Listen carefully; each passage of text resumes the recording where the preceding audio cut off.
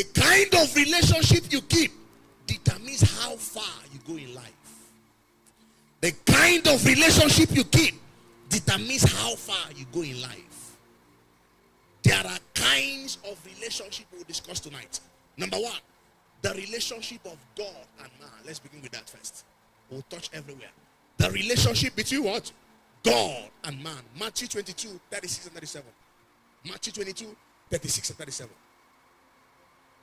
Master, which is the greatest commandment in the law? 37, sir. Jesus said unto him, thou shalt love the Lord thy God with all thy heart, and with all thy soul, and with all the mind. Our love for God determines how far we go in life. Our height in destiny is at the mercy of our love for God. Sir, every relationship with God, the goal is heaven at last. You didn't hear me?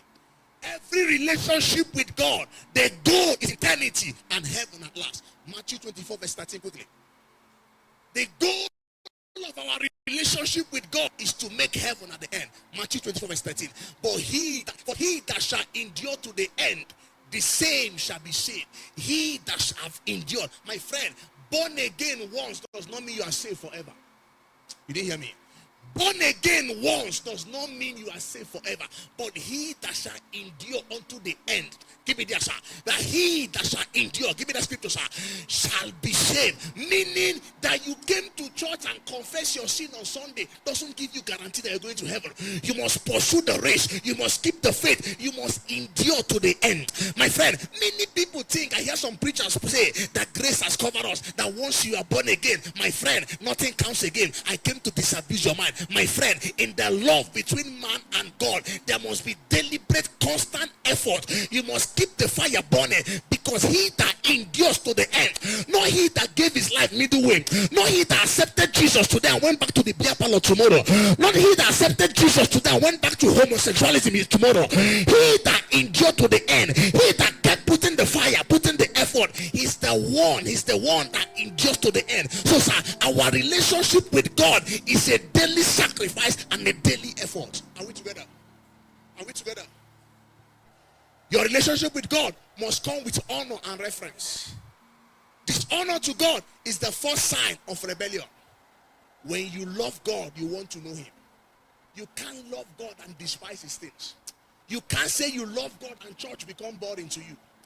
You can't say you love God and see Christian post and you skip it and go to worldly post. You can't claim you love God. You have APC flag in your house. You don't have church sticker.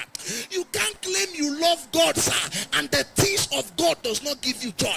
You can't claim you love God. You see, but you see two-faced. You see Benson and Hedges on the billboard, you are happy. You can't claim you love God and coming to church is tiring. You can't claim you love God and when rain falls is an excuse. My friend, when a man loves God, everything about the kingdom gives him joy. You can't claim you love God and still dress indecently. My friend, dressing up and showing your clips and your legs is a sign that you don't love God, my friend. Those who love God to appear decent becomes an order of the day. Let me tell you, the way you see some Christian sisters dress, you will think if they ever went to church. Many of them, their mothers are deaconess in church. Their fathers are deacons in church. But they left home, came to school and became foolish. I saw one in the airport the other day. She was, all her legs. The one that got me angry, that the bold stretch mark on the leg was irritating. She was still, and when she was trying to stand up, she was drawing it. You know, I have a bad mark. I said, why are you drawing it? You will leave it now since you want to be foolish. Didn't you leave the house and see that thing you are wearing was very skinny? And I can shock you, that girl is not a Muslim. She's not a Hindu. She's a Christian. You can't claim you love God. You can't claim you love God. We came to church and forgot our senses. Love for God means you will honor God. Love for God, you will reverence God. Love for God, that you do things with the fear of God. You can't say you love God and in the office they know you as a dubious Christian.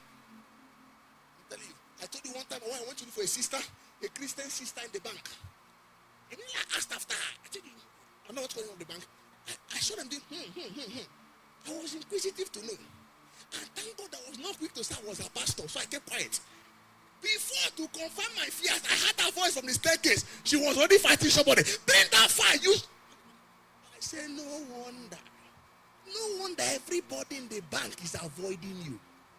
You can't claim you love God and you come to church and your phone is ringing. It's a problem. People that have good phones, I think here I have one of the best. We don't hear it. You that have that Nokia 3310, that there's no recharge card inside, your battery is 1 bar. You are the one disturbing us. Who is calling you the same landlord you are owing? You don't love God. You can't sit with a governor on your phone. You don't love God. You can't even pick your court. I noticed something. If you go to a courtroom, once you go out and you're coming back and the judge is sitting, you do like this. That's a mortal human being. You enter the courtroom and you bow. And Papa Adeboye prayed a prayer a few days ago that people will bow and people are opening mouth. When you enter the courtroom, don't you bow? And the people attacking that man are not Muslims, they are Christians. And I ask a question, even if you don't have sense to respect God, don't you have sense that that man is 82, he can give that to your father? Who are the bloggers causing him? They are bloggers who are Christians. How did we get here in church? We don't love God. Honor and reverence for God, it is what defines your love for him. Are we together?